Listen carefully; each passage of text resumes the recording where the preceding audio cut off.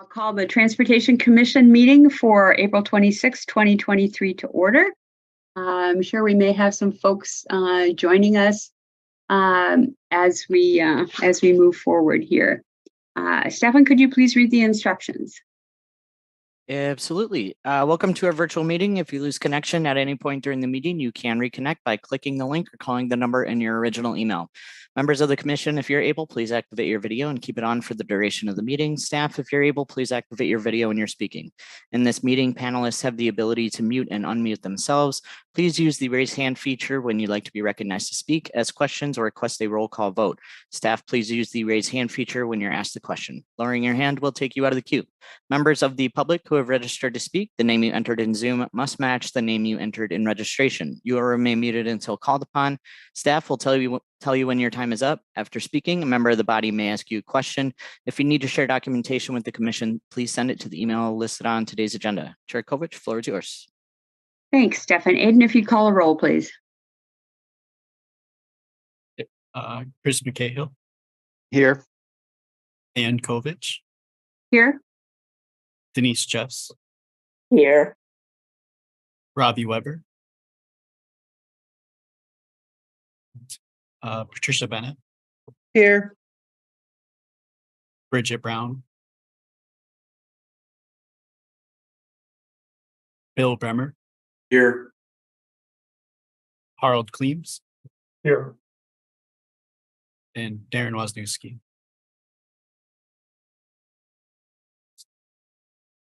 So we have 6 members.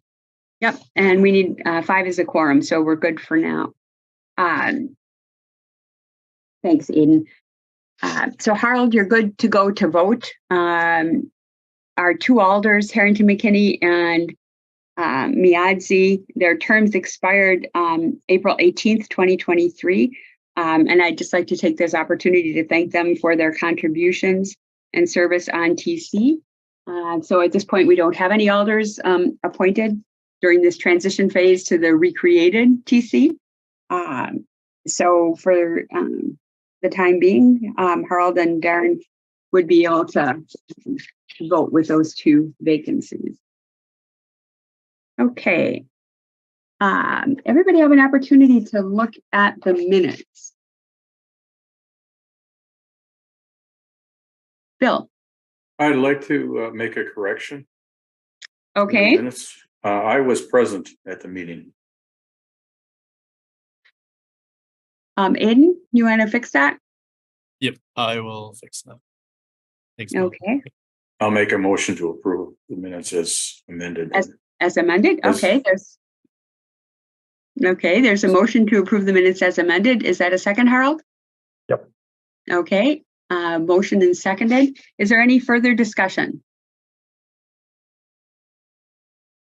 Okay, we'll assume a unanimous consent vote of the minutes as amended, showing that Bill was present. Thanks for that correction, Bill. And I do see an email saying that Darren's coming, but his Zoom update's taking longer than usual. So he's on his way. All right. Do we have any public comment under item 1 this evening, Aiden? No, we do not. Okay. Do we have any disclosures or recusals this evening? Okay, seeing no hands. Okay, so next we'll move to our consent agenda. Now, as I understand it, Aiden, we have someone registered to speak on item number 2. Is that correct? Correct. Yep. Okay, so since we do have somebody registered to speak on item 2, that automatically separates it from the consent agenda. So we'll have to deal with, hey, Robbie and Darren. So we'll have to deal with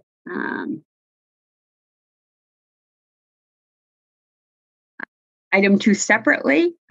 So at this point in time, items 3 and 4 are proposed for the consent agenda.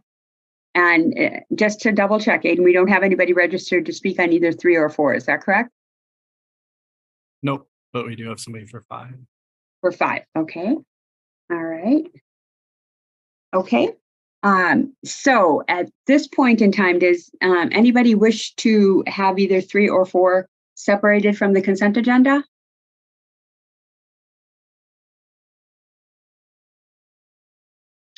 Okay, seeing no hands, we have item Chris? I was going to make a motion.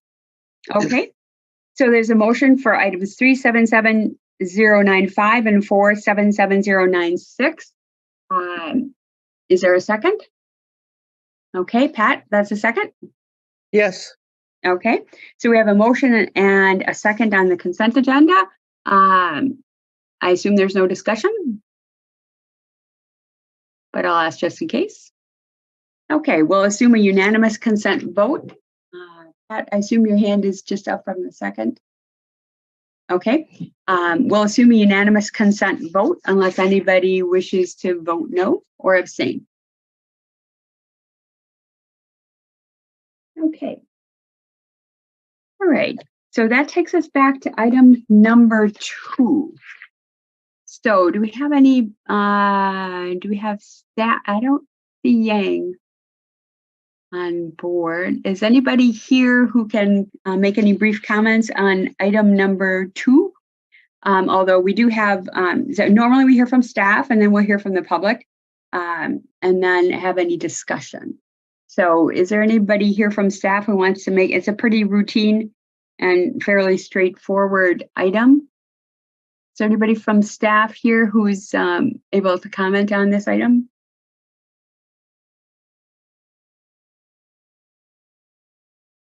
Well, Okay. I don't have my agenda in front of me. I was in transit. Could you just read the title to item number 2? I'd be happy to. It's a substitute. It's related to the approval of Madison GEMS application for a low-speed vehicle service license and 1 low-speed vehicle permit.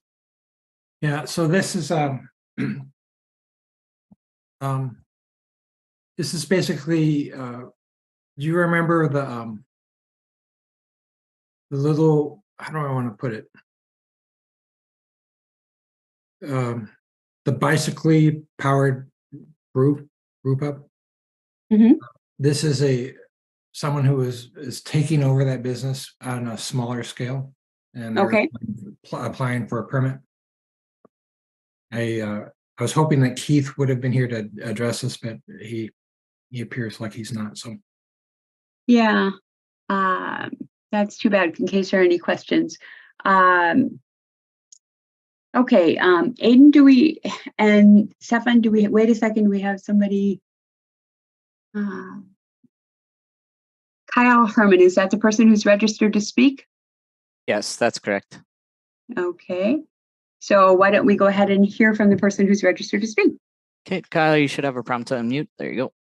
And you have 3 minutes. Go ahead. My name's Kyle. I'm just the owner of Madtown Gem.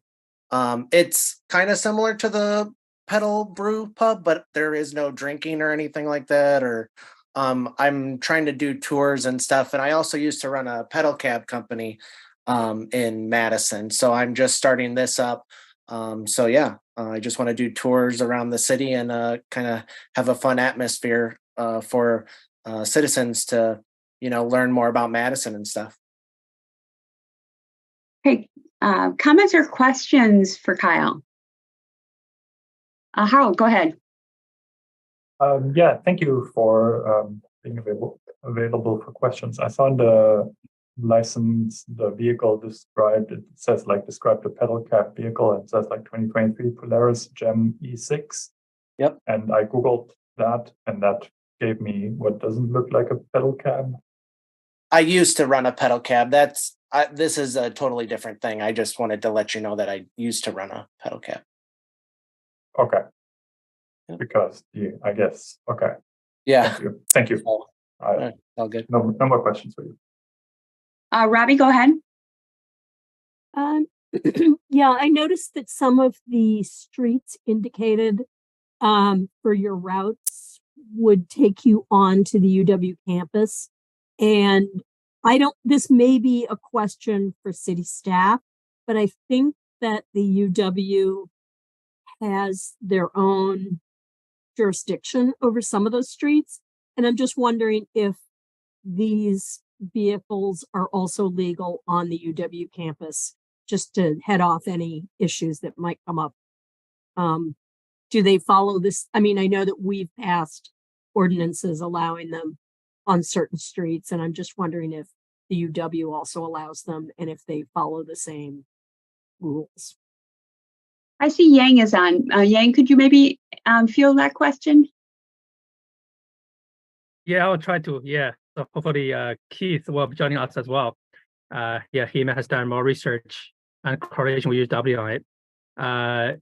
So the vehicle, is allowed by state law.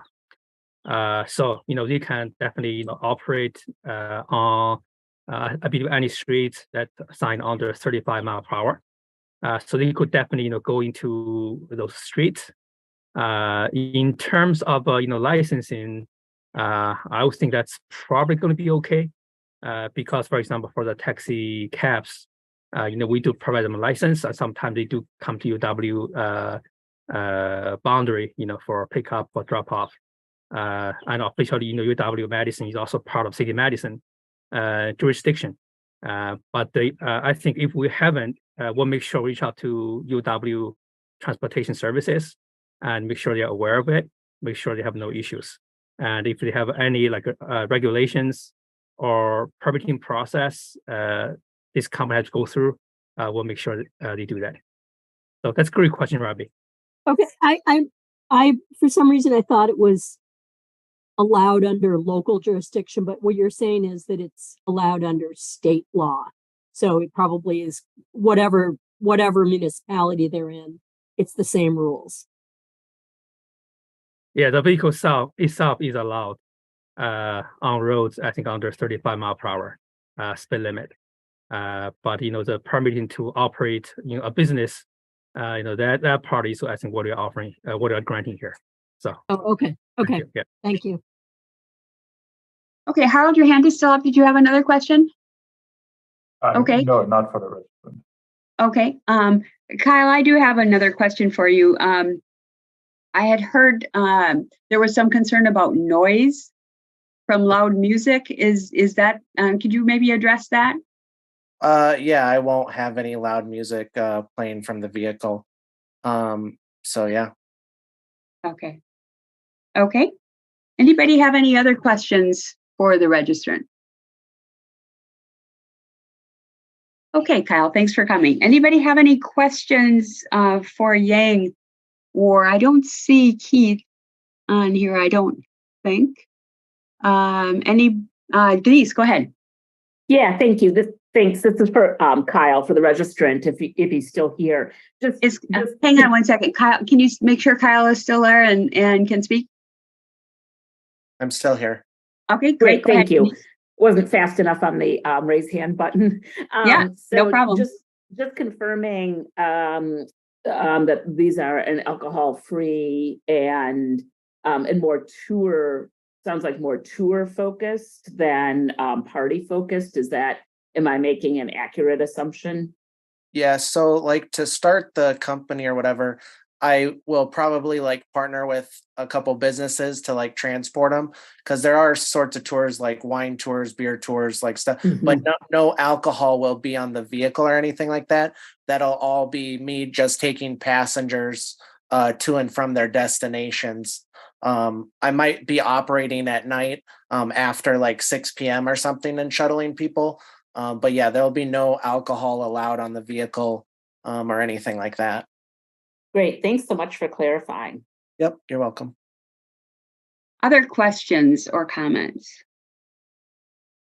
Harold, go ahead. Yeah, this is a question for Yang or whoever else from staff.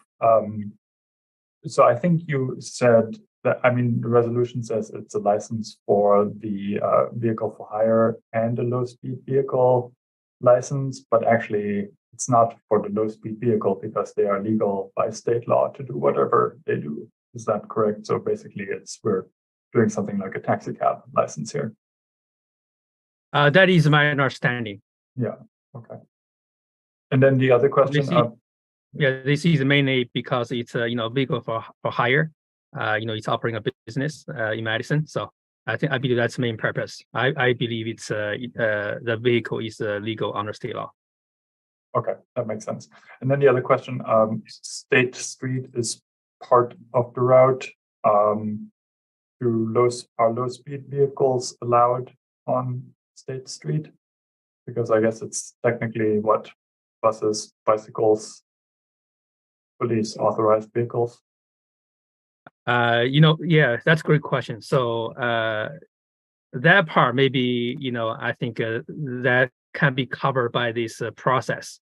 So the signing for State Street does says non-motorized vehicles and any authorized vehicles. For emergency vehicle, of course, and other like city vehicle that's being authorized, or even we have some private vehicle, private business use, and also we have some residents actually have parking access from State Street. So those are authorized vehicle. This could be part of that. So great question. Yeah. So yeah, again, I hope Keith can be here. He probably saw all of this, but yeah, great point. Can I talk to that at all? I'm any objection to hearing from Kyle with regard to that? Okay, seeing no objections, go ahead, Kyle. So me and Keith talked about this, and I told him as far as when I was operating my pedal cab, I was allowed to go down State Street to get people, because there are some businesses like Whiskey Jack Saloon and State Street Brats. So I did drop off people at those locations, and it made it safe for those patrons to access those places. Typically it's very fast, me getting them there, and them getting out. So I wouldn't be lingering on State Street or anything like that. And as far as the tours go, I think it's a nice thing to have for citizens to be able to experience what's all State Street. And also you can bring people to certain stores and stuff. Like my mother has MS. And she said it would be great to have my vehicle. And I've also talked to many of her friends who can't like walk far distances. They said that would be nice to have to drop them off at local businesses and stuff like that. If they see me around, you know. I would just make one more comment with regard to the route too. It does mention in the resolution that any route changes would be subject to review by traffic engineering. So Yang, this would be like, since we're approving the route, I mean, the route's included in with the resolution. I think we're authorizing that. Would that be an acceptable way to look at that as well? And could you just want to make sure that I understand your question? Could you clarify that? You mean any future changes to the route? Yeah, it says that traffic engineering would need to approve any changes to the route. So what's included in here shows where they're going to go. So basically everybody's clear about that, and it's incorporated into this, what's being approved, correct? That's correct. So yep. Thanks, Yang. Chris, go ahead. Thanks. Yeah, those were good questions about State Street, because coming into this, I was picturing a pedal cab. I think we probably all agree it makes sense. I am wondering though, like, is there something that inadvertently opens up State Street to more commercial traffic by allowing these vehicles, or is low speed vehicle a pretty clearly defined vehicle that we would be able to prohibit anything other than that? So that's a great question, Chris. I can kind of offer my my thoughts on that. Just for this permit, I would not think this will bring more commercial traffic to State Street to a large degree. So right now, we already allow State Street being used by taxi cabs and any other type of for hire services. I think it's consistent with the transit use. In that nature, there are bus routes on State Street. So considering the whole big picture, I'm not too concerned about that. But if we do have future requests, I'm sure we're going to bring that to the commission.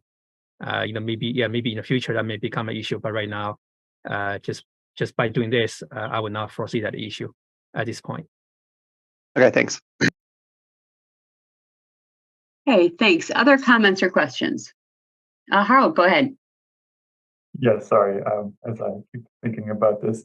So maybe actually we're not just approving the vehicle for hire license, but we're also approving the specific route. And I guess, I mean, we don't do, is that part of what we, like, do we need to, why does this need approval for the specific routes, I guess? Because a taxi cab doesn't need to have its routes approved. Is that somewhere in the ordinance, I guess? Yeah, I'm not sure that I may have been, what I said earlier may have been misconstrued, because it does say low-speed vehicle may be operated on any roadway that has a speed limit of 35 miles per hour or less. But it does say any route changes proposed by Madison GEM would be subject to review by traffic engineering. So I'm assuming the route would be what's shown here, unless traffic engineering approves something different. Would that be right, Yang? Yes. Yeah.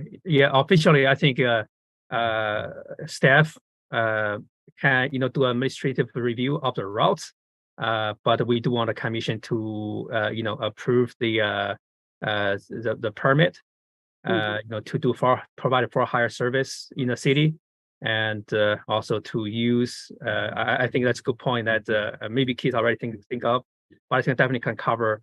Allow give them to use the route like a State Street. So in that regard, maybe that's it's helpful in that way. Does that help, Harold? I guess so. I guess the resolution in front of us, I guess, is just maybe not as clearly written as it could have been. But if everybody's happy, like if this is the understanding, this seems fine to me. Like it's not clear what exactly is being permitted and why it needs to be permitted. I think so it's fine. I mean, I don't have any. This all seems fine to me to begin with. I just want to make sure that what we're approving gets to the result that we imagine it gets to, and that staff and the operator imagines it gets to. Okay.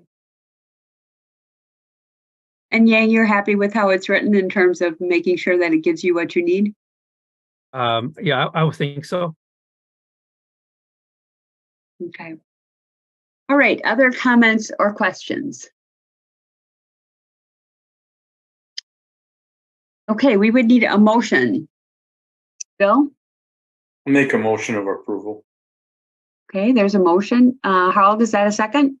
Second. Okay, there's a motion and a second. Is there further discussion?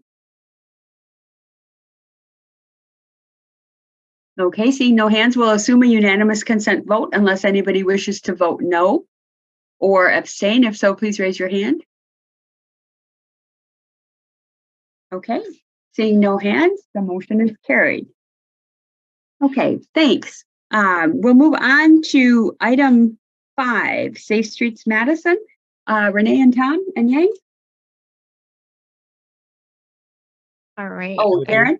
Yeah, it'll be Excuse me 1 Renee second. starting. Yeah, go ahead, Renee. Yeah. I just had a quick point of order question since I joined late. I didn't get to hear the discussion. Am I a voting member tonight or? I'm sorry. Yes, you are. Both our alders had their terms expire. So for any meetings of the existing TC until the recreated TC, I don't believe there'll be any new alders appointed. So you would be a voting member going forward. So yes, you are.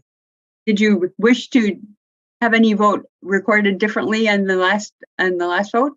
No, I just wanted to make sure going Sure. forward. Yep. You and Harold are both voting members tonight. Okay, Renee and Tom, go ahead. All right, so I'm going to start. I'm going to start with the engagement, just running through quickly for those of you who saw it, just kind of talking about that, what we've been doing with that. And then Tom will talk about the project more after that. All right. Nope. There we go. All right, so I just wanted to talk a little bit about what we've been doing with engagement so far this year.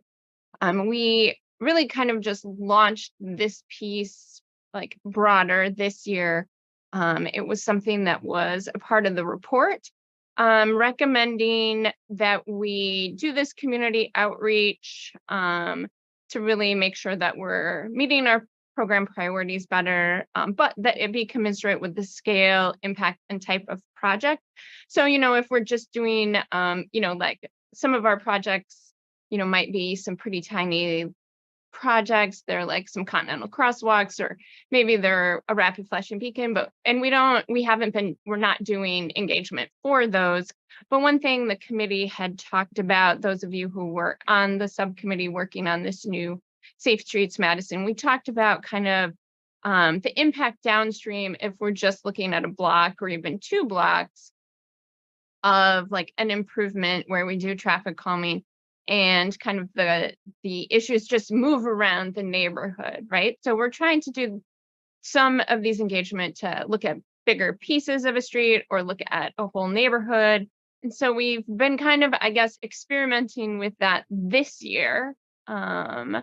So we've been doing some what I've been calling Safe Streets Madison specific meetings, where we talk about the program, the priorities, we kind of go over what data we have, what types of improvements you might expect. Like, we're not doing full reconstructions. We're not able to move like large scale number of curbs. So we kind of talk about what we can do with this program, kind of how the process would fall out. And then we just hear from the neighborhood, what are their priorities? What would they like to know more about? And have just kind of a broad discussion. So basically we mail out postcards. We have information on both our Safe Streets Madison and our Let's Talk Streets website. We also have an online feedback form. People can also call or email directly if they prefer to not interact kind of with the internet. They want to talk to a real person. Then we have our presentations and our feedback form online, and we kind of compile our feedback for people to hear what others were thinking. So far, we've held 2 meetings. We did one in the East Moreland neighborhood area, focusing primarily on Walter Street, Dempsey Road, and Dawes Street, and heard from neighbors what their primary concerns are, kind of what things we might do, how they resonated with them and what they're seeing, things that we might not be noticing, kind of that near miss thing. We want to hear about that. We also did one kind of looking at the whole Baldwin Street corridor, both north and south. And then we have 2 upcoming, a section of Midvale Boulevard and the Greenbush neighborhood, focused on Drake and Mills, but also working with Metro. They need to make a few changes to some traffic calming on Randall to facilitate the new bus route that will be on Randall. And so we thought this was an opportunity to kind of do this idea of collaborating across sort of transportation departments, but not, not just traffic engineering. So we're going to be doing that.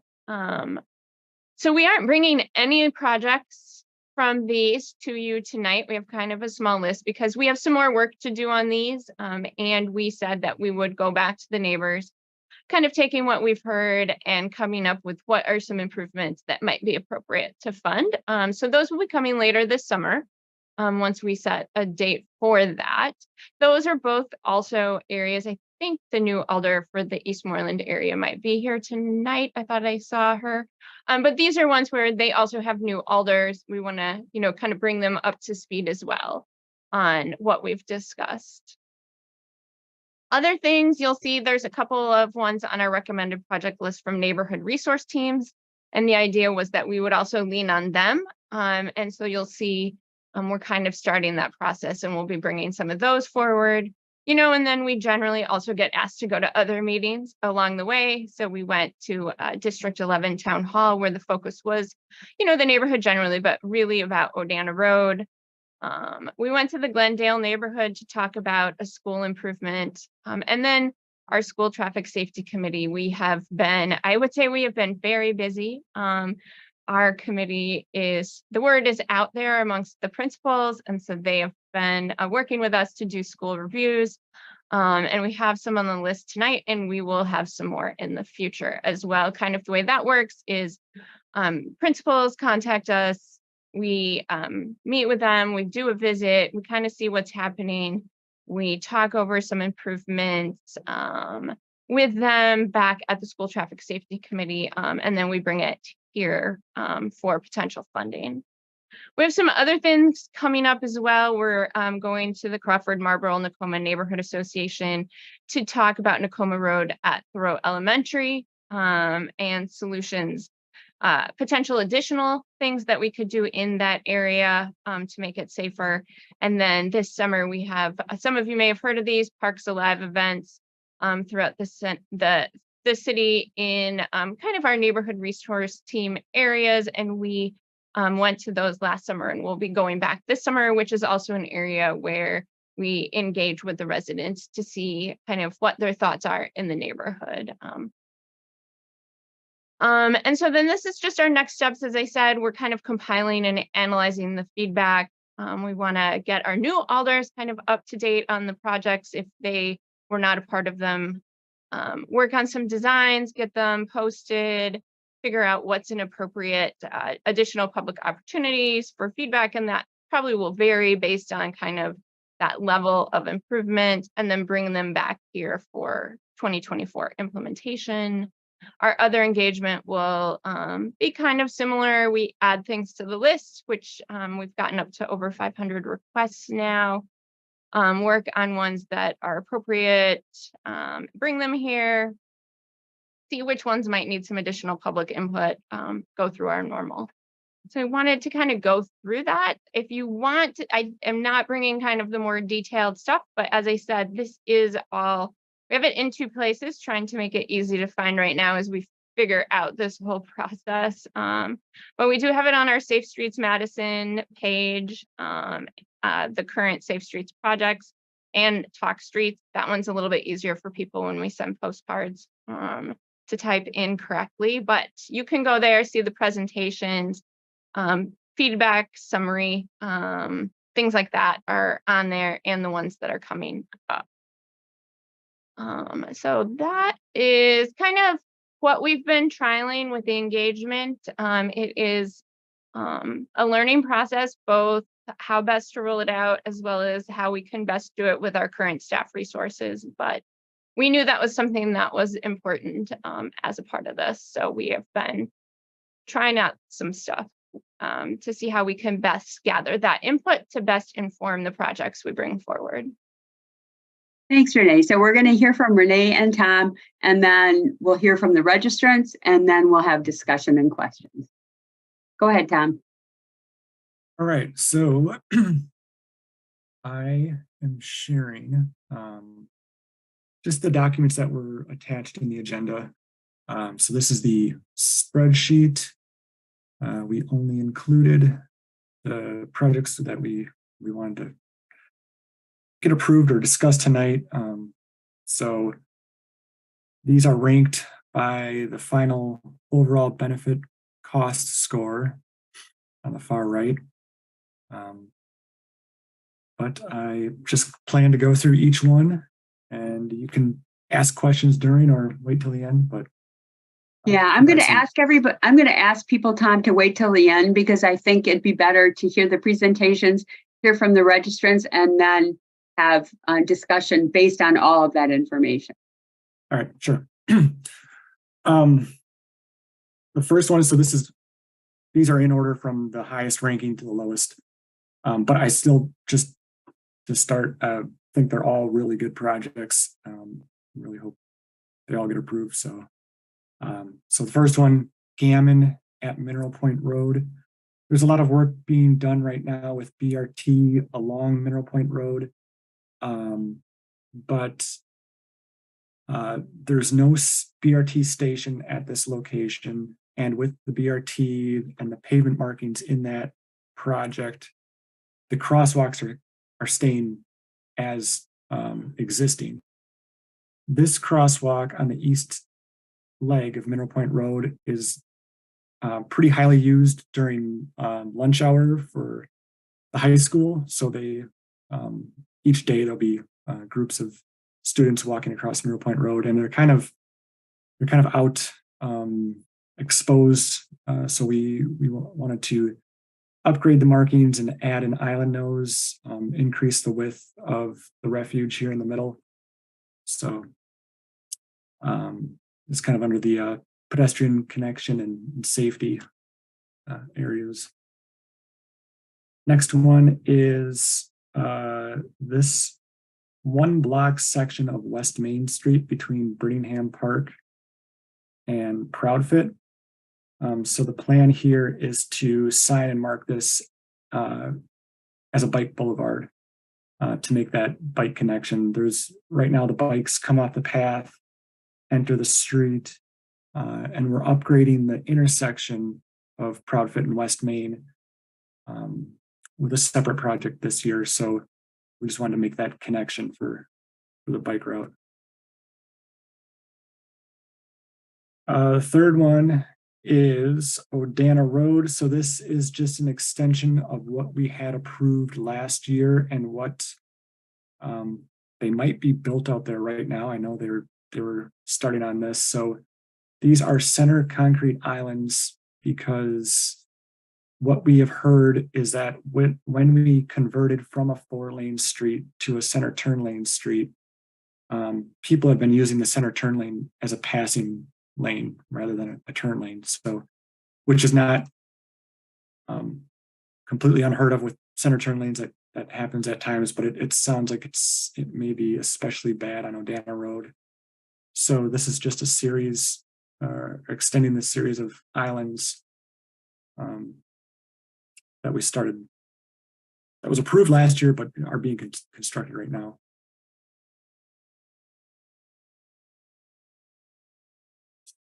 Pages.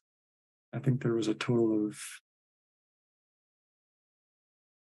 8 being approved, new ones being approved because there were 4 installed last year or right now. Next location is from a neighborhood resource team, the Leopold NRT. This was, it came up, the request came up through their meetings. And this is Traceway Drive next to Aldo Leopold Park.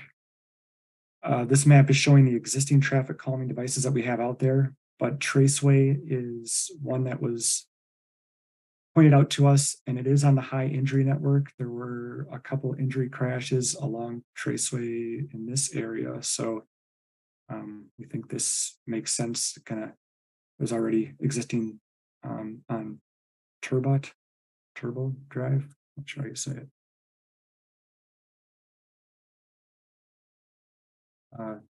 6th Street. This is a connection between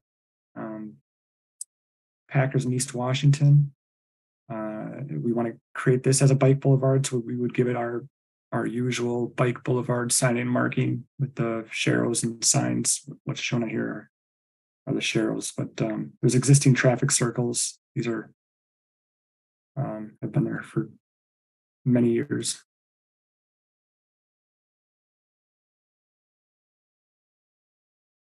Next location is on the far north side, Delaware Boulevard. So this has been high-speed crashes with several, I think, 2 crashes with vehicles leaving the road. So with the Metro redesign, there will no longer be westbound buses. And it seems, we had complaints about both directions of traffic, but it seems like westbound may be a little bit worse. And to compound things, right here on the north of Wyoming Way is the schools. There's a elementary school and a middle school there, so these are walk routes to the school. So we think this is a really good project to slow down that traffic in the school area. We did not include on the eastbound side because of the eastbound bus routes will continue there. Another school location, Mendota Elementary. So this is just south of Northport. This has kind of been a long-standing complaint of speeding along School Road, right at the elementary school. So a lot of pedestrian activity, a lot of parents drop off, kids crossing. So we kind of held off on this project, but I think we're hoping to get some different funding, but I think this is the time to do it now. Next location is Rosa Road, speed limit reduction. So for context here, Old Middleton was reconstructed. The speed limit here is 25. Whitney Way, we did the project to remove parking, install buffered bike lanes, and the speed limit was lowered to 25. Middle Point Road is 35, but I think it makes sense to, there's also a school here, so it makes sense to lower Rosa down to 25. This is kind of also on the north side, northeast, Portage Road to the west, Sandburg Elementary School. The complaint here is that another parent drop off. They use this sidewalk, I think, as an entrance to the school. So the idea would be to create this mid-block crossing. This was discussed with the principal, and the school traffic safety team met out there to look at this and observe the drop-off pickup process. So this is kind of used as like a mid-block crossing, but it's just kind of chaotic, parents kind of parking all over the place. So this would call that mid-block crossing out. The next two go together. So this is Wisconsin Avenue at East Gorham on this one, and then Johnson on the next one. But very high crash location here. At this intersection, the crashes are mostly northbound Wisconsin Avenue left turns onto East Gorham. So it's a dual left, or it's a dedicated left in this turn, and then a left and through in this lane. But right now we just have this little narrow island, too narrow to fit a traffic signal pole or anything there. So the signal heads are just over on the sides. And it seems like drivers just aren't sure that how to drive this, how to make this left turn. There's a lot of people that in this lane will veer over to the right to try to go straight through, not realizing that the lane next to them also turns left. So with increasing this island, we can add a signal pole here, a traffic signal head within the island to call that out better, provide a better refuge for pedestrians. And with this project, all the signal infrastructure here is very old and in need of replacement. So we would like to do that as part of this project, just to make the signal operation better. We would upgrade the signal heads, the controller, the cabinet, the pedestrian signal heads, could add walk down or countdown timers. So it's kind of the same thing then at Wisconsin and Johnson, upgrading everything, widening out the island, adding a signal pole. At this location, it seems like a lot of crashes are just due to people not seeing the signals. So just upgrading everything, making things more visible should help with that. Next location is Odana Road at Harmon Terrace and Gately Terrace. So just to the east of here, or quite a ways to the east of here, is the Southwest Commuter Path crossing. But this location is, it's kind of a long stretch of difficult crossings of Odana Road with high speeds on Odana. It's very wide. Harmon Terrace connects down to the bike path. So this is a commonly used route to get from the bike path into the neighborhood. And right now people are just crossing here with really no facilities. There's no sidewalk on Harmon Terrace. There's no sidewalk on this block of Odana. So there's a few sidewalk gaps on Odana that we would like to fill in the future. But for now, we'd like to do a simpler project just to get this in and make this crossing safer. So we would install an RFB with this, bump out the curbs, shorten the crossing, just call it out, and make it safer. This is at Owl Creek Park. So this is from the Owl Creek NRT request from them. Right now, complaint is high speeds on Great Gray Drive. Right now, there's really no infrastructure in place for these crossings. We've got the ped ramps, but no marked crosswalks, no islands. So we would like to add islands, crosswalks, just to call these crossings out better to the park. Tompkins Drive, this is at Henderson Elementary School. So this is another request that we've had for quite a while. The grade out here, this is kind of up on a hill, and it comes downhill as you go east towards the elementary school. So speeds are pretty high eastbound. So we'd like to add these speed humps in now to slow that down. You can see there's sidewalk gaps on the north side. We'll pursue filling those gaps. That will just take some more engagement, engineering work. So we'd like to get this in now to address the speeding now, and then focus on that later. So those were all the projects that we had for approval. The last time we were here in January, we talked about Milky Way, and we had a long discussion about that. And it was decided that we should bring back some more data to put Milky Way's speeding in perspective with other streets. So what I did was added the speed data that we collected on Milky Way and compared it to our 2021 neighborhood traffic management program. It's comparing to these streets because that's with the neighborhood traffic management program, we collected speed data on all those streets. And this kind of puts it into perspective with speeding on other streets. So if you can see it, we collected Milky Way data on a few different days, but this is ranked by the number of vehicles traveling over 35 miles per hour. So Milky Way on the 500 block did rank fairly high, higher than some of the traffic calming streets that we did approve and receive speed humps. Lexington got speed humps, and so did Frisch. But then on other days it was less of a speeding problem. So that's really all I wanted to do, was to bring this and show the data.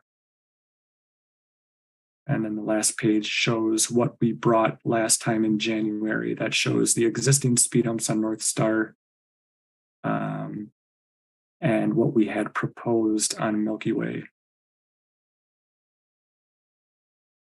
So that is all I have. Okay, great. Thanks, Tom. And thanks to everybody for holding your questions. Aiden, you said that we have registrants for this item? We do. We have one. So Jesse Sheck of Madison, Wisconsin, District 11 supports and wishes to speak. Okay, go ahead, Jesse. Jesse, you should have a prompt to unmute yourself.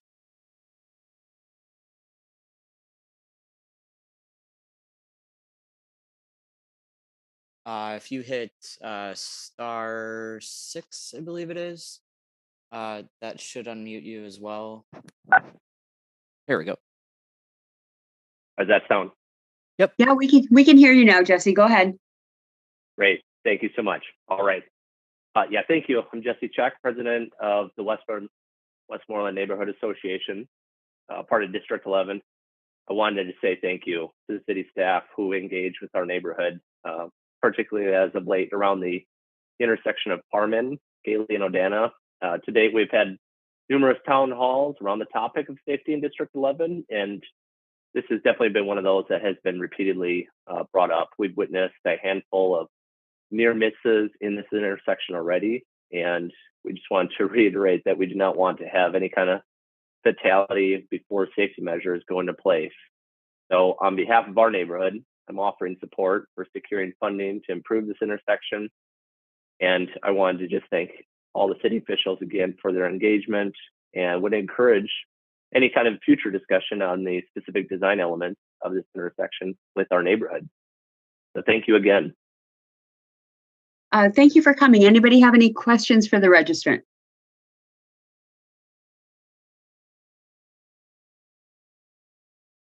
Okay, seeing no hands, we'll open it up for discussion, comments, or questions.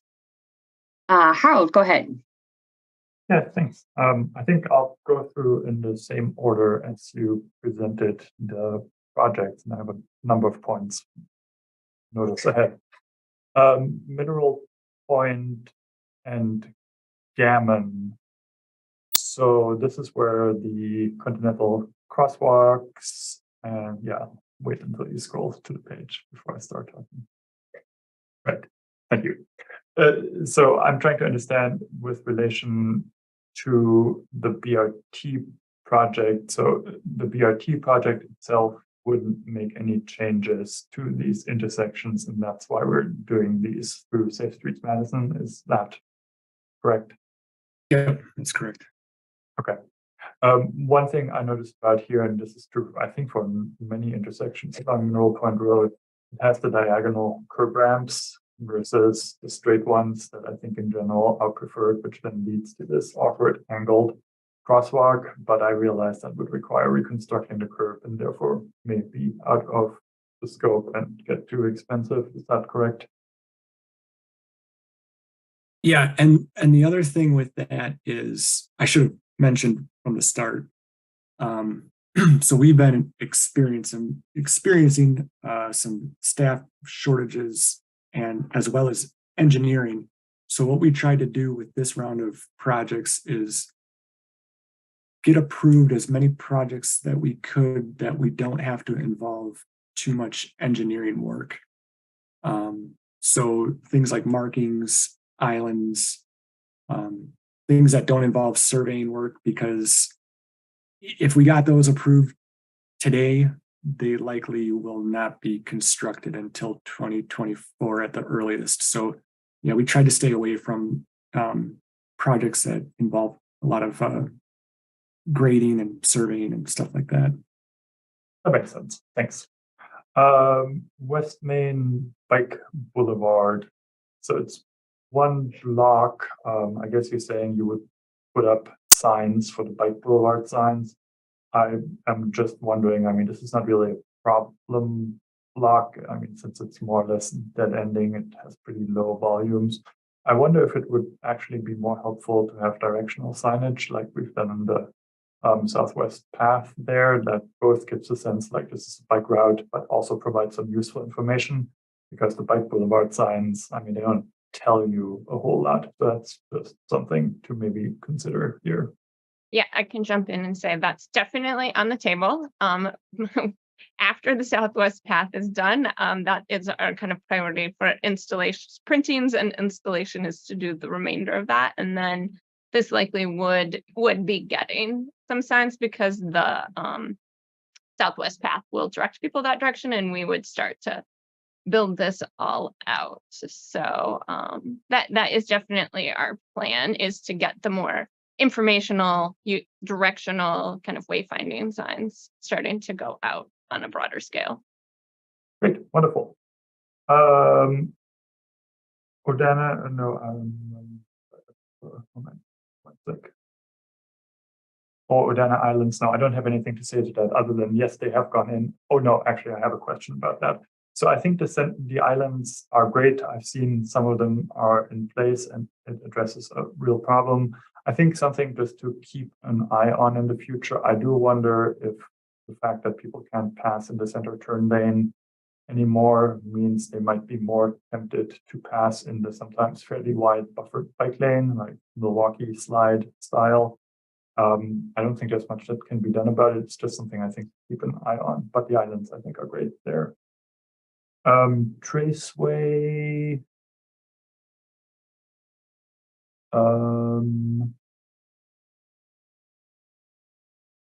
Never mind.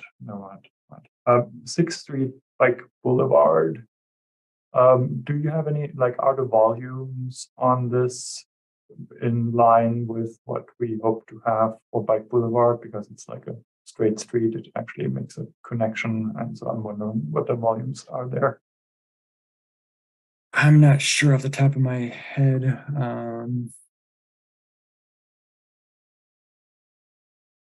That's something we could get.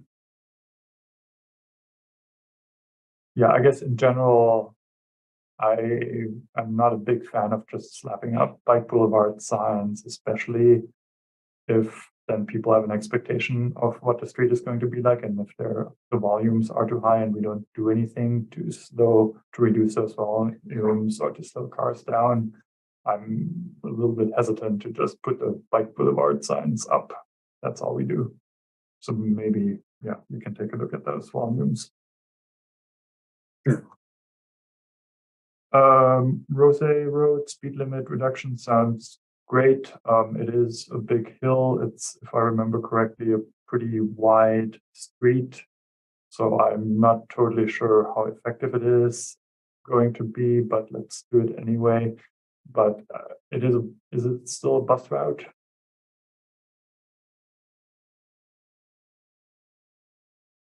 That I am not sure of. Okay, because I mean, if not, I mean, there's the school on there, and so I wonder to take a look at, like, does the speed limit reduction, how much does it help? And if it doesn't help enough, then maybe consider other measures, especially around the school in terms of speed bumps, which, yeah, may not work if there's a bus route on there. Harold, if I can just insert, this is one of the things we've talked about in the past, is that it's helpful to know how effective the measures are once they're implemented. So this would be one to watch, and if it doesn't work, then try something else. Is that your point? Yeah, right. Yeah, and I can say that we're working on some data for the other speed reductions you've approved for later this summer. We have some staff reviewing the data that we have to bring that back, but it looks promising. Not everywhere, but it looks good. So great. Good. Johnson is like Madison is like other places where it worked. Sandburg Elementary School. I really like these midpoint crossings or mid-block crossings. I guess I'm wondering in general, like speed bumps versus these types of treatments that narrow the roadway. When do you choose one versus the other? So we chose this one because, number one, there is a really long distance between crossings, and the kind of other entry point is right at that corner. Not a great place to put it. This is a pretty narrow street. So once a few parents arrive, it's not a street that we've kind of noted for speeding, but something we'll be keeping an eye on. What we thought would be the most helpful is a really defined crossing point. And there are some other things happening with moving where the buses are. They've kind of done some other things at the school that we think this will really kind of support that overall safety. Yeah, well, one thought I had with this one, I mean, if you're interested in trying things out and see how effective they are, I mean, speed bumps, you can't really do a temporary installation. This type of treatment, putting up some flex posts or whatever other barriers, paint a crosswalk, see what happens. I think that would be a good candidate if you have the materials. I know that was a problem in the past. Wisconsin Avenue. There I mostly had a question about the 2 turn lanes, which sounds like that's part of the problem. And is that one part that could be, would it be helpful in addition to remove one of the turn lanes and have that be one less source of confusion? Yeah, the volumes here are very high. Yeah, we've pretty much exhausted our efforts on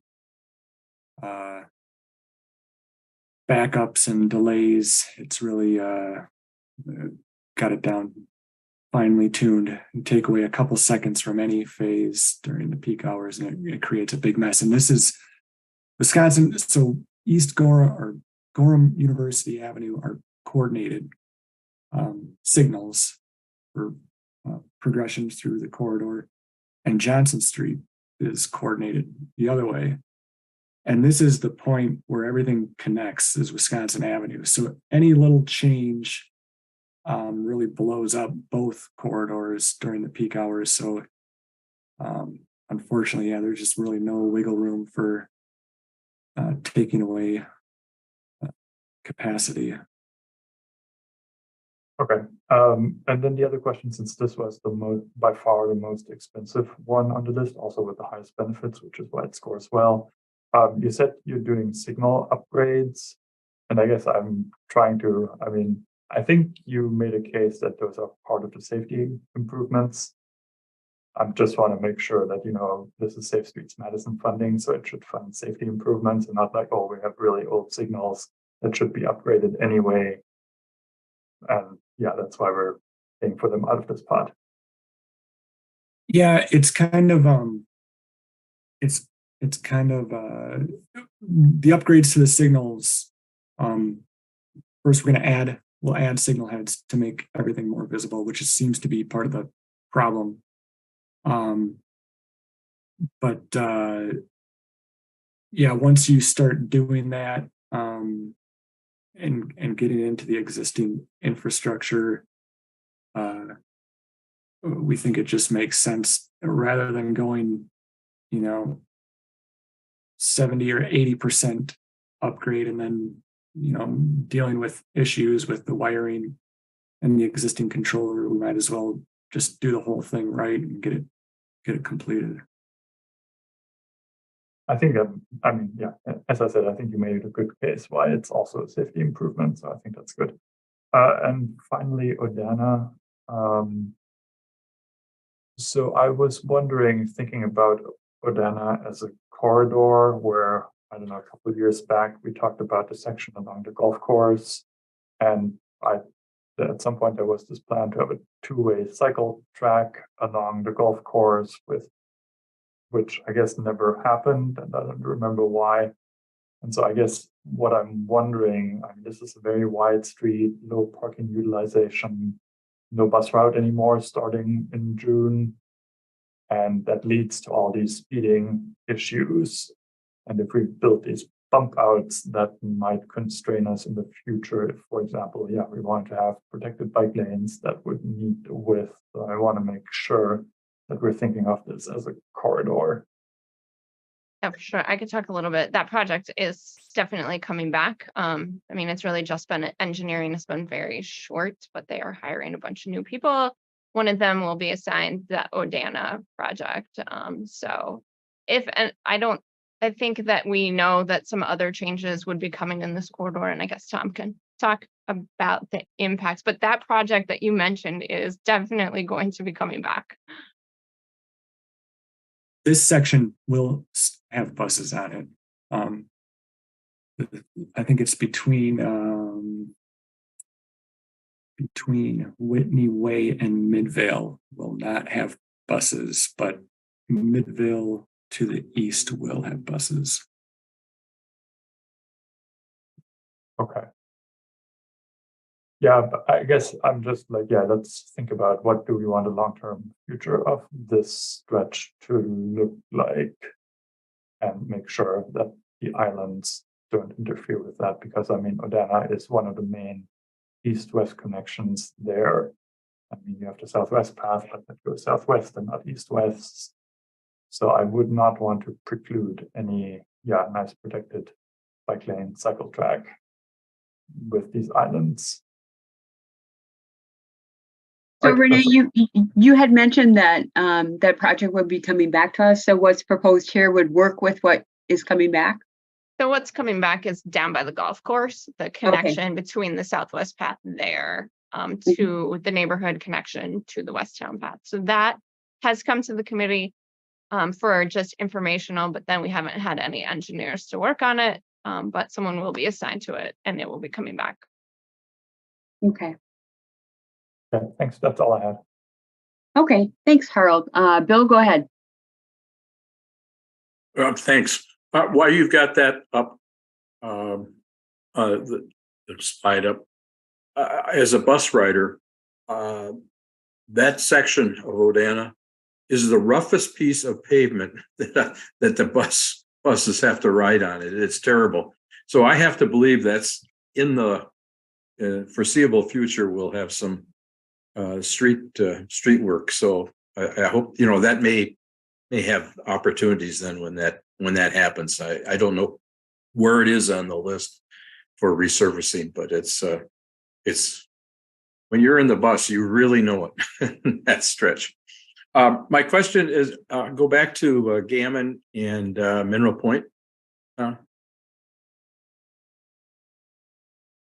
I like this concept of doing this. My question, I guess, though, is because we know the users are coming from the high school and they're going to Westtown for lunch. How about the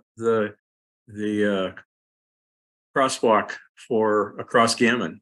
You're not proposing to do anything at that crossing, on that crosswalk? Yeah, we looked at that one. So you can see this dashed line here. I kind of called out where the extension of the curb is. Okay. So here it's a little bit, it'd be a smaller, we've got existing buses here and then it's going to change with BRT. But the other thing is this little rectangle is storm sewer. So we'd be getting into storm sewer design and changing, the inlet. On the south side? On the south lake? Yeah, both of these have inlets in them. Okay. So we were hoping to do something kind of quick and easy with this one.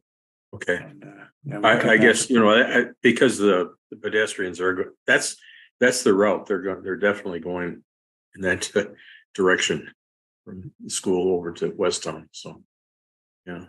And I would say the next year, 2024, there will be this widened sidewalk project as well on the north side. On Mineral Point? On Mineral Point, yeah, that will Okay. also make some improvements like to the ramps and the crossing with that project. So Okay. I'd like to look at Odana Road from Whitney Way to Gammon. So those are going in now on the west side, and so the next ones are going on the east side. Is what you're asking us to approve tonight? Yep, these are the existing ones. Okay. As of like right now, and then starting here would be the proposed ones. Yeah. When you look at, I don't know how much time you've looking at Odana right now to make these kind of decisions. I have witnessed people pass me in the left turn lane. I can attest that happens, and it's not fun. It's not fun at all. It really is scary. So I think that's a good idea to put these and try that. I'm still concerned a little bit on the Whitney Way, just to the west from Whitney Way, as you start of where the lane drops, and you start right in there. Yeah, because quite a bit of traffic does turn right into that shopping center. Right there. Yeah. So, and whether that, I don't know if there's been any crashes or not. If you've seen any crash history at that amount of traffic that's merging, because the other issue is, of course, was people are in the left lane coming off Whitney Way, and then they're turning left to get into the shopping center on the south side. So there's congestion in that area. So you really have to be on your toes as you drive that piece. So I don't have the solution or not, but whether that the pavement marking, whether it would stay, if it would be better to have stay 4 lanes until past that driveway into the I guess it was the old Westgate or whatever they call that shopping center. But if you've looked at that. Yeah, we've heard that complaint, and the suggestion that we always get is that, we should make a right, this That lane to be a right and- turn. Yeah. Yeah. And the issue is we just don't have the width for it. Uh-huh. We would have to get rid of the turn lane here, Right. which wouldn't allow people really to turn in if they're coming eastbound to make the left. Yeah. So, Well, yeah, I guess it's just one of those things that just monitor the crash history and see if there's no crashes, then I guess, you leave it alone. But if there's crashes, then we have to try to take a look and see if we can try something different. Yeah. Okay. Yeah, good. I agree with the putting the islands on the additional islands. I hope that'll help. But I sure hope they stay out of the bike lanes, but I wouldn't count on it. I mean, there's a lot of bad behavior out there, that's for sure. I guess a question, Milky Way, is you're just bringing that for information with no action? Is that correct? It was for, basically information discussion. In the January meeting, we were asked to bring this. Get some more data. Get some more data. And with the data that you did collect, it didn't nothing at this point as far as making recommendations for speed humps in Milky Way? Or are you going to still under consideration, discussion with the neighborhood, discussion with the alder, so forth? Or is that kind of where it stands right now? Are you requesting approval tonight, Tom and Renee, for the Milky Way speed humps? I mean, I think, yeah. I guess I think the way we left off is that I think it was not approved in January, but we just wanted to see this data. So that's correct. It was left open for future discussion. And we're here to do that tonight, but on the document, everything else shows as requesting approval, and this one shows as discussed. So I think, Bill, are you asking? Is it right? Is approval recommended? Is staff recommending speed humps?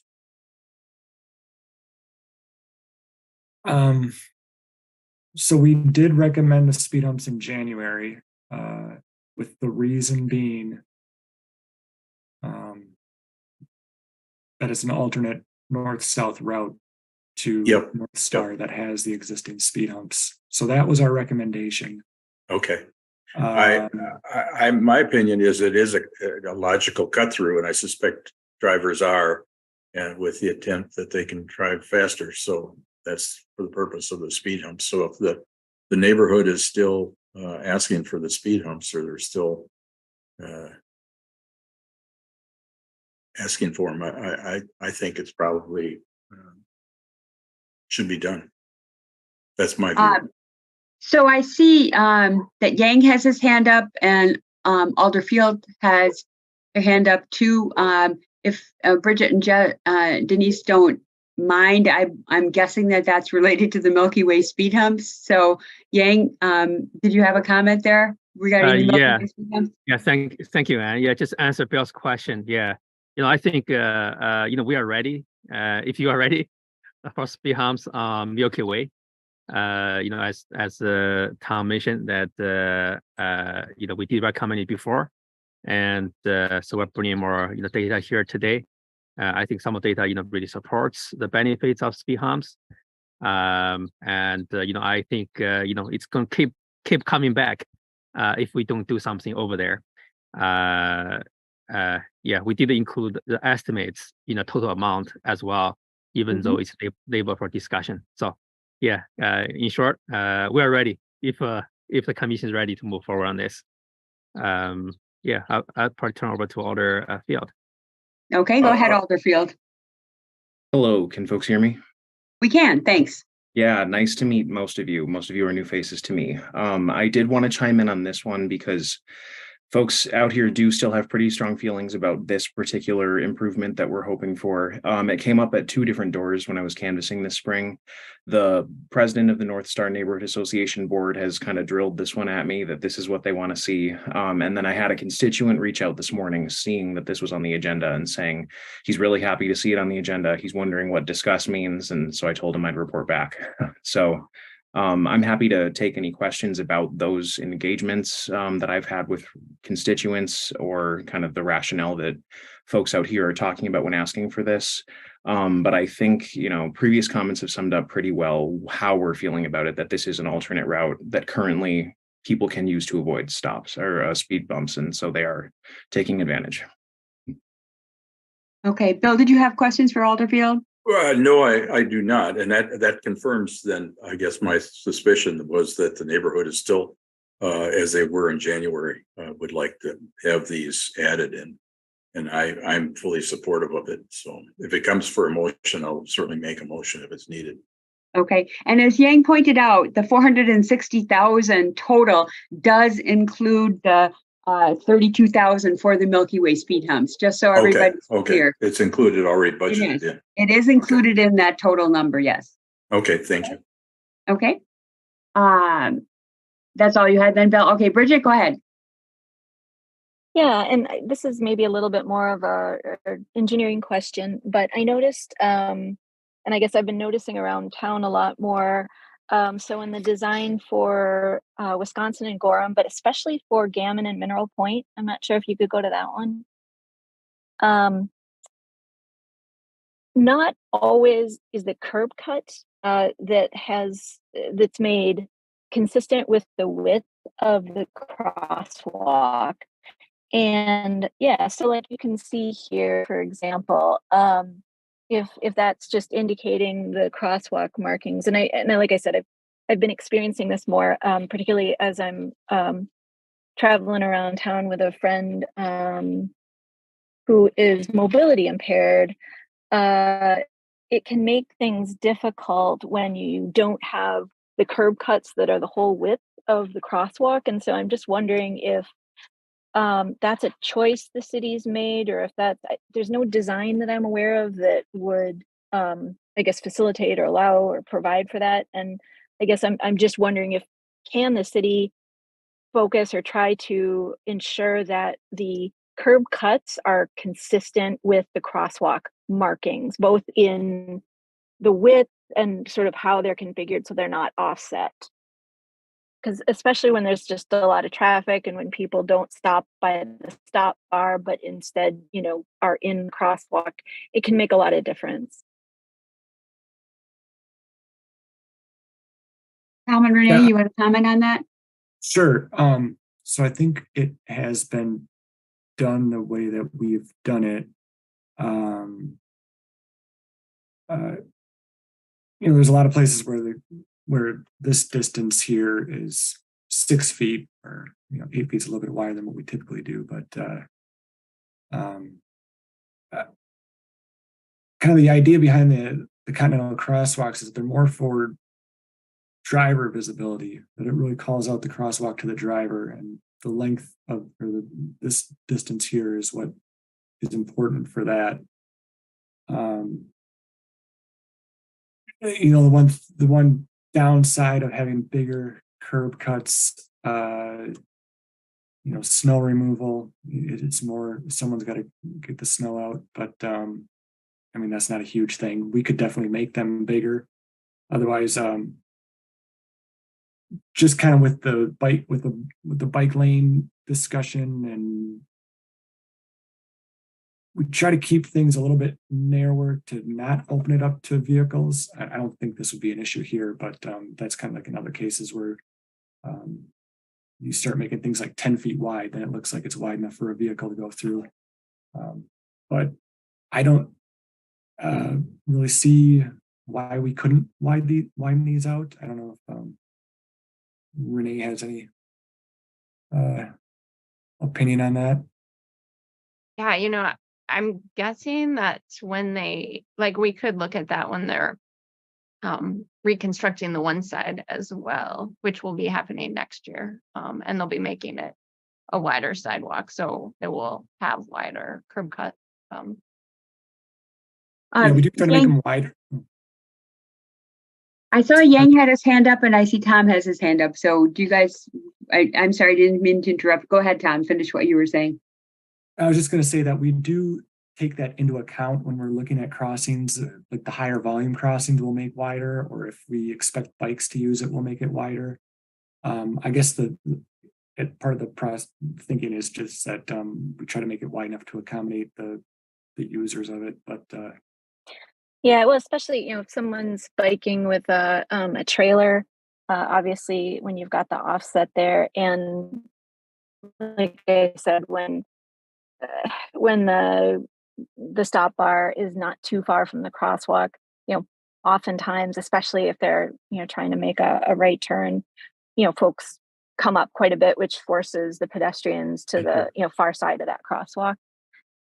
So yeah, if just something that for whatever reason I've been seeing a lot more lately and just experiencing, and it's yeah, just wondering if it could be kind of a consideration. Okay. All right. Tom, did you have a comment with regard to that?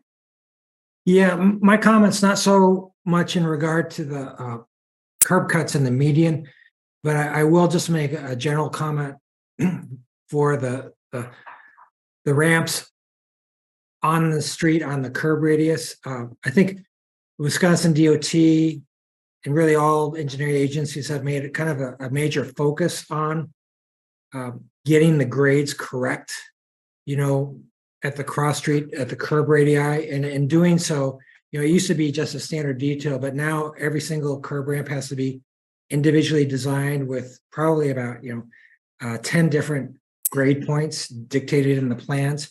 And so, so the increased focus has been really good, but what has occurred is that we're finding that in most instances, we have to purchase more right of way, because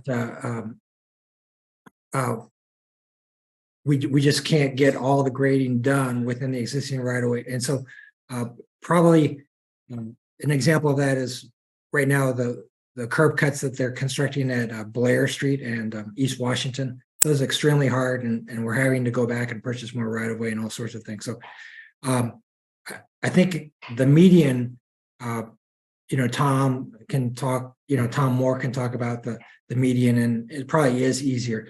I will say though, at the curb radii, every single one is an individual challenge, and make, expanding them from 6 feet to 10 feet would probably in many cases require that we purchase more right away.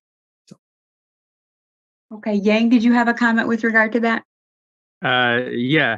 Tom and Tom has have mentioned quite a bit already, but I just want to quickly explain kind of some of the reasons why some of the curb cuts are you're like 6 feet or so.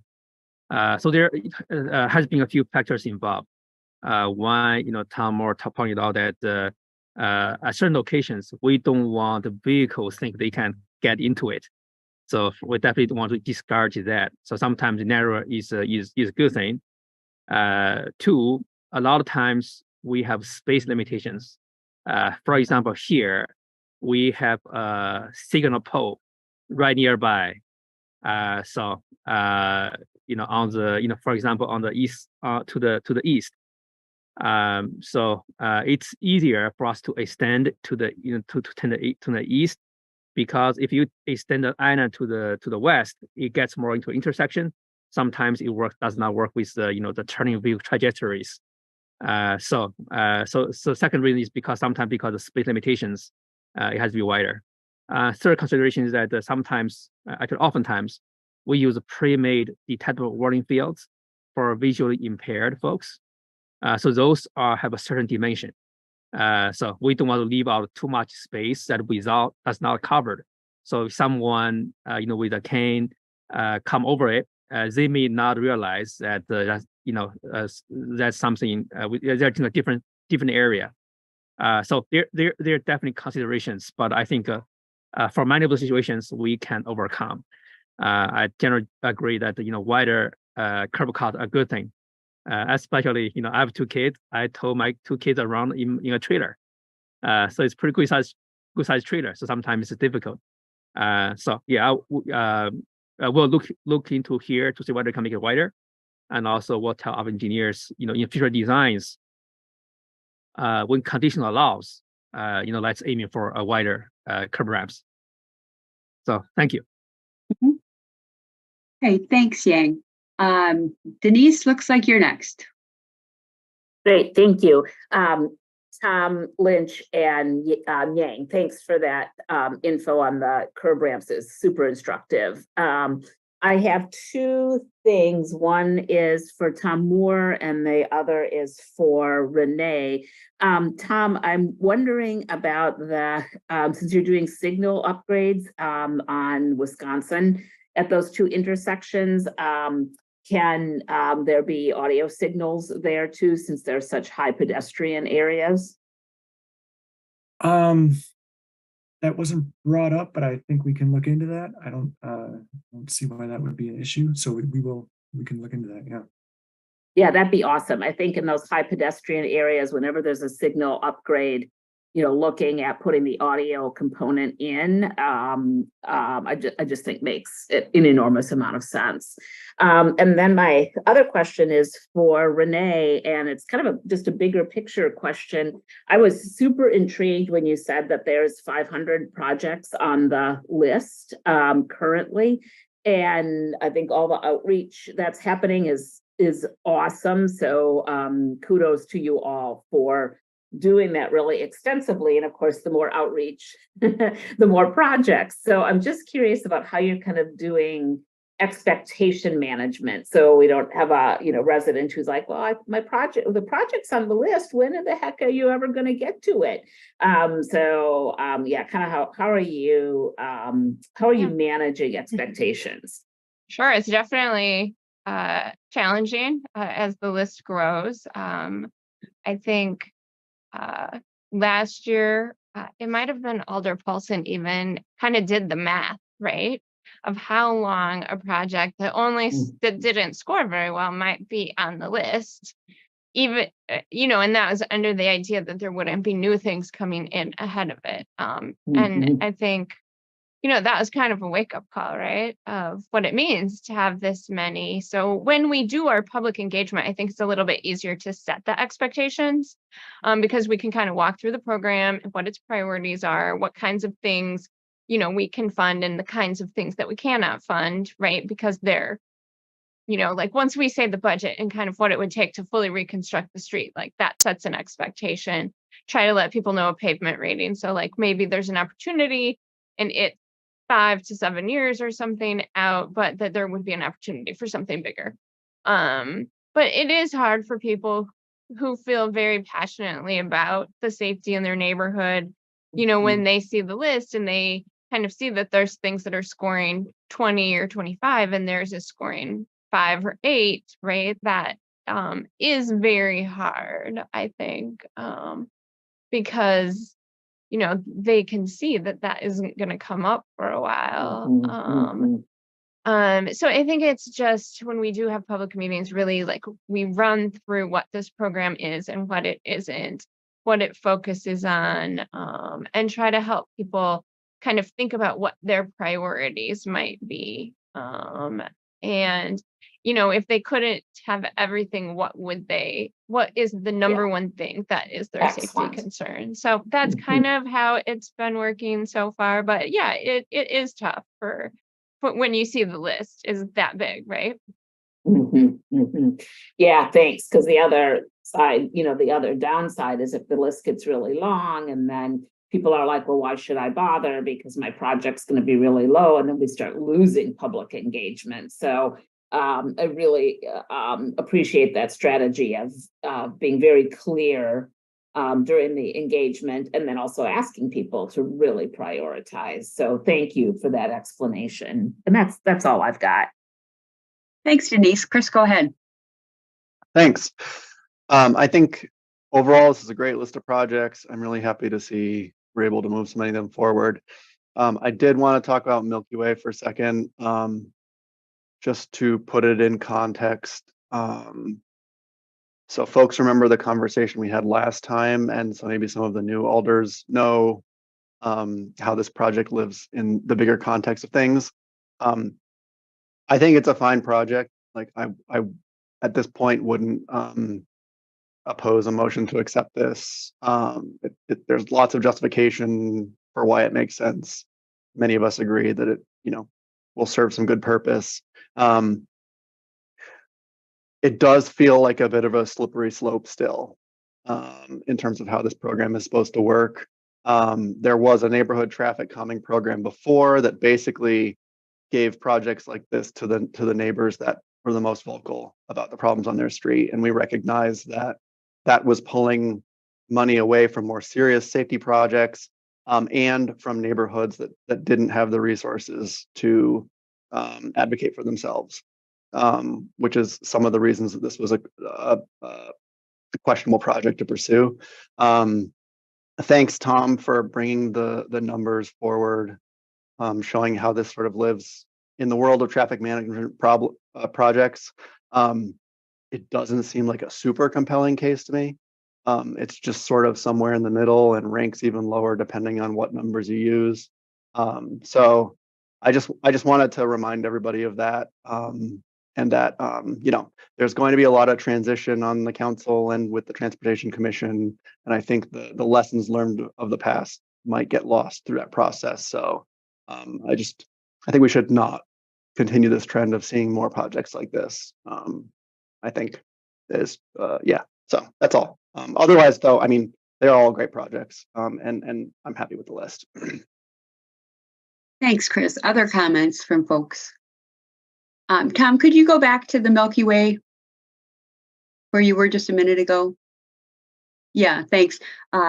One comment that I had written down that really stuck with me throughout our conversations about speed humps, throughout our traffic calming subcommittee discussions, was what you mentioned earlier, Renee, and that was the fact that we have to look at broader impacts.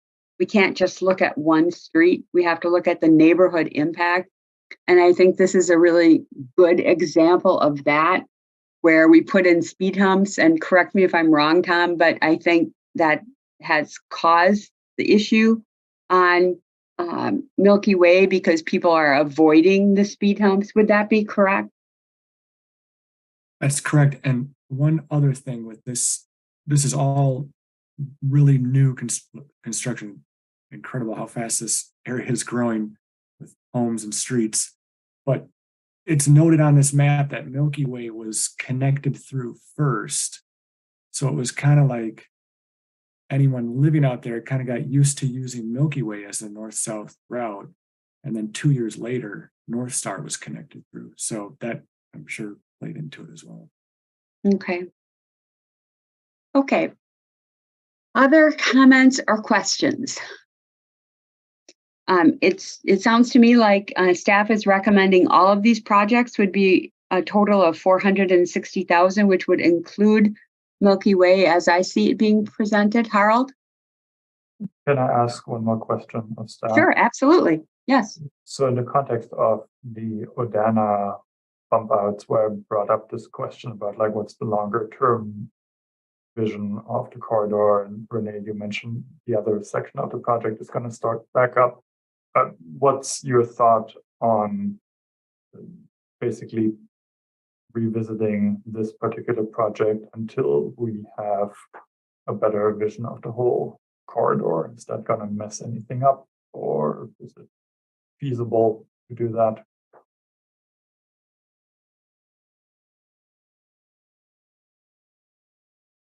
Well, I don't know exactly when our engineer is going to start back, like when one of them will be assigned over. But this obviously, I mean, this work has to go into a contract. So it's not going to happen right away. Even if it's approved tonight, it will be a bit. I don't know, Tom, if you have a sense.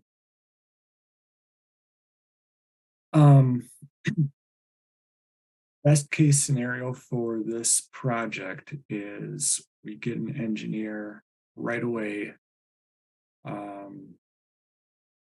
and possibly get constructed before the winter. I'd say there's a pretty small chance of that. More likely that we would get a bid or a contract out later this year for a 2024 construction.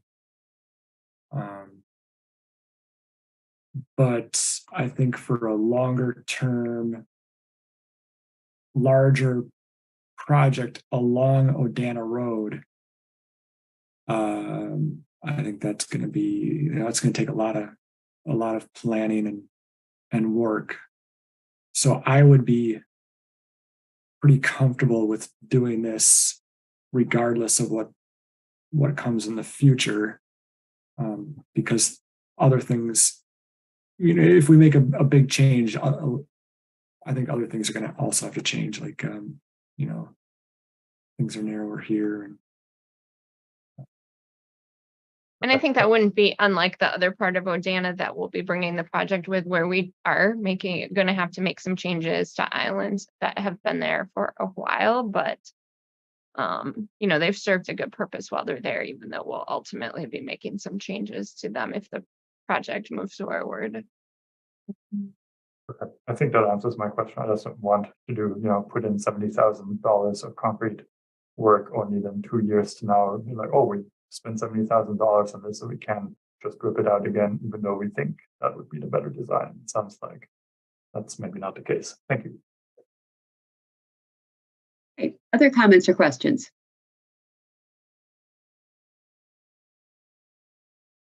Okay, seeing none, I would entertain a motion. Bill? I'll make a motion for approval of all the projects, including Milky Way for construction. Okay, there's a motion. Denise, is that a second? Yep, it is. Okay. So we have a motion and a second. Bill, did you wish to speak to your motion? I think staff did a great job we had some lengthy discussions in past meetings over the course of the last since we came up with this new process. And I think all of these projects have been discussed prior to tonight, I think, but maybe not all of them, but I think they all make good cases for safety improvements. And I think that this is a good way to get started this year. Okay, thanks, Bill. Bridget? Did you have a comment? Your hand is up. Okay, your hand is down. Darren, go ahead. Yeah, I'm wondering, I'm really struggling with the Milky Way project. Is there an opportunity to pull that out and vote on that separately, or does that have to be bundled with the rest of these? Well, the motion at the moment is to approve all of the projects, including Milky Way. So if that vote doesn't pass, we could certainly approve something else, or you could make a substitute motion that we move on all of the projects, separating out Milky Way for a separate vote, and we would vote on that first. Okay. I'd like to put forward a substitute motion then, that we approve everything excluding Milky Way and then do a separate vote on Milky Way. We would need a second for that. Robbie, is that a second? Yeah, I'll second for discussion. Okay. So there's a substitute motion, approval of all the projects except Milky Way, with a separate vote on Milky Way. Okay, so let's have discussion on the substitute. Darren, would you like to speak to your motion? Yes, thanks. And I'm just struggling for all the reasons that Chris mentioned. I don't doubt that this is a good project and the neighbors want it. I'm just really, really struggling for how this rates in compared to other projects. And I'm just not real sure on it. And so that's why I didn't want to vote no on everything. And just because of my feelings on Milky Way. Okay, Harold, go ahead. Yeah, thanks. Thanks for putting forward that substitute. I mean, I also am not super comfortable with Milky Way. I mean, you look at the spreadsheet, you look at the scores, you look at the cost, and Denise asked the question about there are 500 projects in the queue. Am I confident that if we had the capacity to go through those 500, would we find many projects that would score much higher than this? I mean, it ends up with an overall benefit score of 1, which is far lower than anything else. I think, yeah, there would be many other projects. I was struggling to figure out how I should vote on this. I mean, on the one hand, it will keep coming back, but I mean, we designed a process that takes data, that takes the high injury network and all these other things to rank projects. And therefore, I'm in general very much in favor of sticking to that process.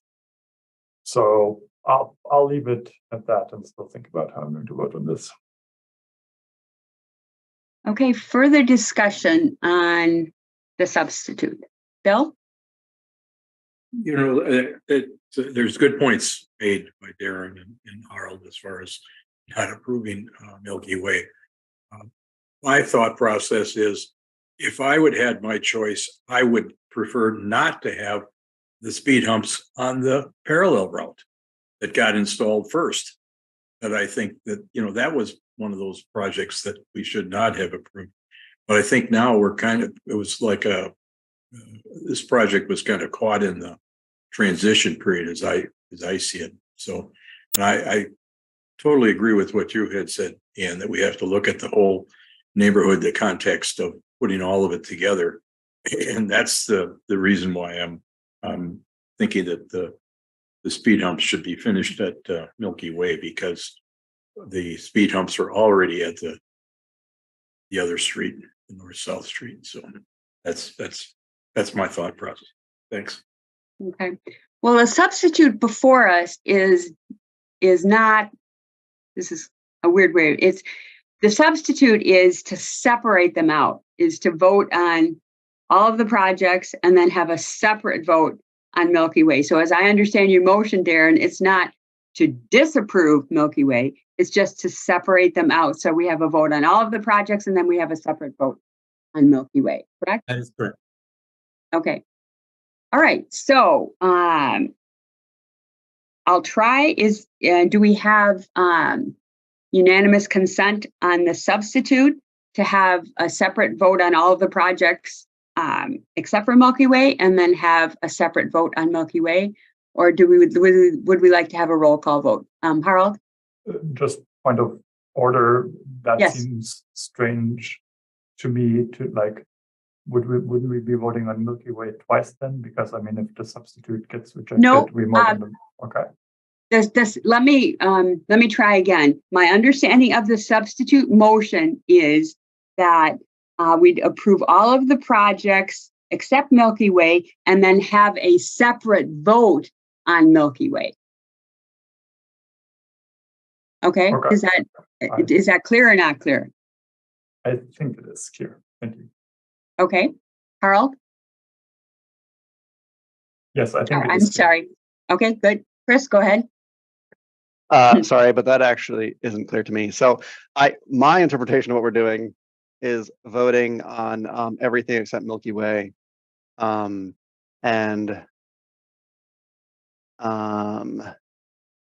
that passes, the original motion still stands to approve all projects. We would have to vote on the original motion anyway. No, my understanding, well, let me try this again.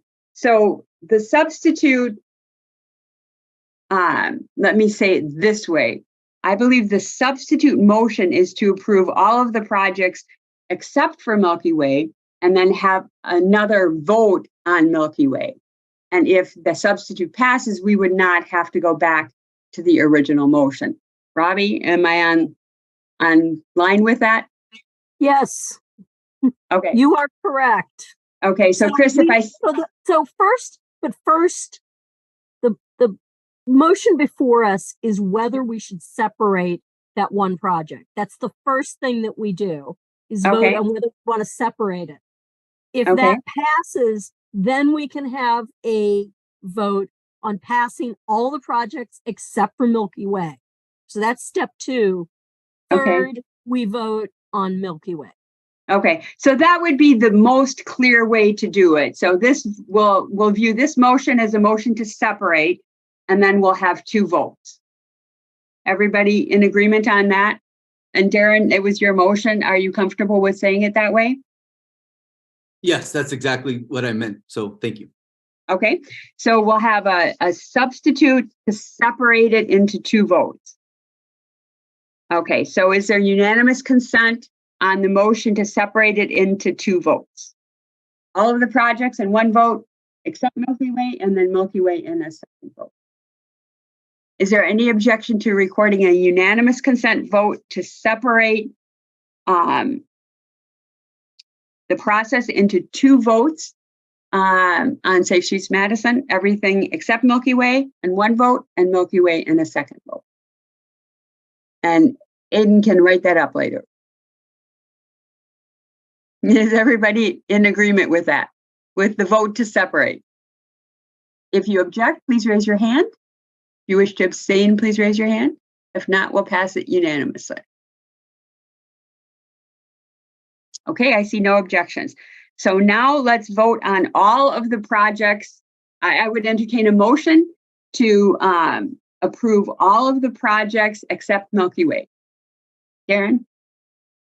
I make a motion to approve all of the projects except Milky Way. Robbie, is that a second? It is a second. Okay. Any further discussion on the motion to approve all of the projects except Milky Way?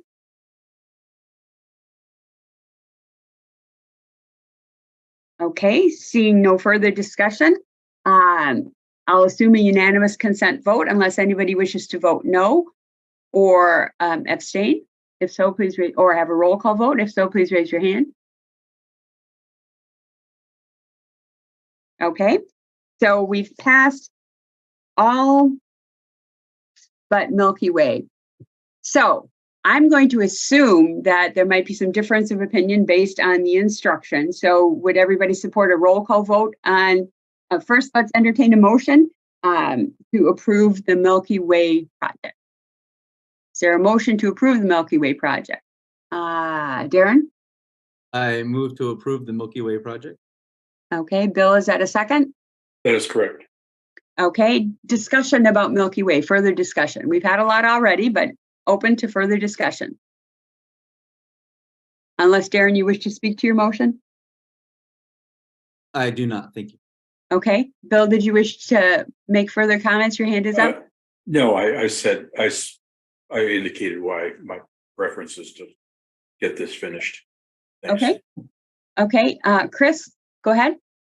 I'll just throw my 2 cents in since I was the one that originally raised the question. I'm probably going to approve this. I think for the sake of keeping projects moving through the pipeline, it is not a bad project. Staff believes in it. I think for me, the only reason not to at this point would sort of be on principle of the being true to the system. But I don't think that's necessary right now. So I will probably approve this.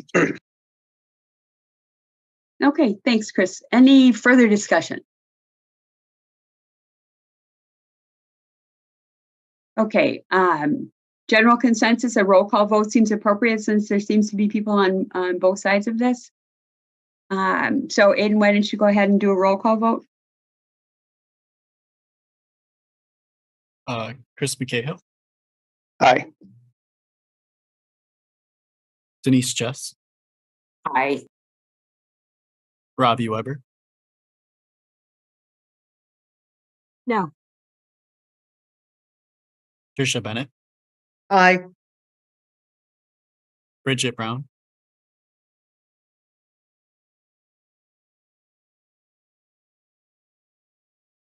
Did we lose Bridget? No, there's Bridget.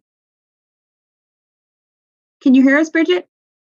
Yeah, sorry, I'm having some technical difficulties. Yes. Okay. Bill Bremer. Aye. Harold Cleaves. No. And Darren Wisniewski. No. So that's 5 ayes and 3 noes. Okay, with 9 voting members here this evening, 5 votes are needed to pass a motion, so the motion is carried. So all of the projects, including Milky Way, are approved. But great discussion. I particularly enjoyed the discussion about the wider view of the neighborhood that you were talking about, Renee, as well as the conversation about expectations, because we've heard that from a lot of residents and we've heard that from a lot of alders as well. So great conversation. And I think it also is something that we've discussed that in the future we'll always revisit our priorities as well. School safety is one of those where we've talked about how do we include that in the prioritization process. And so certainly something that we can look at again in the future. So thanks for a great discussion. Unless there's any further comments, we'll move on to item 6. Anything else on Safe Streets Madison before we move off? And thanks to Renee and Tom for a great job as usual. It's really living up to my expectations for the program. So thanks so much for all your work, because I know you've put a lot into it. So much appreciated. Thank you. Okay. Thanks. Yeah, thanks. So we move on to transition to the recreated Transportation Commission. Tom Lynch? Yes. Yes. Yes. Okay. So there were some revisions needed to the assignment of the membership. Some of the last minute revisions, I think the mayor and the mayor's office had a hard time aligning. Lila's just said it was just very difficult to do, or maybe even impossible. So last night, a small ordinance refinement to the 3356 was introduced. It will be referred to the Transportation Commission on May 10th. And then it'll get voted on by the council. I believe it'd be May 16th. The mayor has interacted with alders on who are likely to be on this on the commission. However, their appointments have not been made. I think I've tried to contact most people on the Transportation Commission, the existing ones, just to see their willingness to continue on. The alder appointments can be made. They can just be introduced and they're effective immediately. I believe the citizen members need to be introduced and then approved at the next one. So my guess is that this Transportation Commission will probably function through May, but then probably in June, we'll be looking at the new Transportation Commission. And that's as much as I've got. Okay, and we will be seeing the Legistar 77406 with the amendments that proposed amendments that Tom was talking about is out there in Legistar, and we will be seeing that at the May 10th TC meeting. So we'll have an opportunity to talk about a little bit more detail there. Do people have comments or questions for Tom? We're kind of in this little bit longer transition period than maybe folks assumed that there would be. Any comments or questions for Tom? Actually, can I make a comment to the Transportation Commission? Yes, go ahead. All right. So, since the alder appointments to the commission they're no longer active. We no longer have the alder appointments. So your attendance is even more appreciated, right? So you help us make quorum by coming. And so thank you. I know it's a commitment every other Wednesday. Thank you for attending, and soon this will be all sorted out. Yeah, thanks so much. We had all of the resident members here tonight, so that was very helpful. And it's also been with the uncertainty related to the transition. We, really appreciate everybody keeping this time available on their calendars. as Tom said. So if something is different than what Tom mentioned, and I mean, it seems pretty clear that we'll be meeting through May 10th for sure, and likely through the end of May, but we'll certainly keep everybody posted in terms of meeting times, et cetera. So any other comments or questions from Tom or for Tom?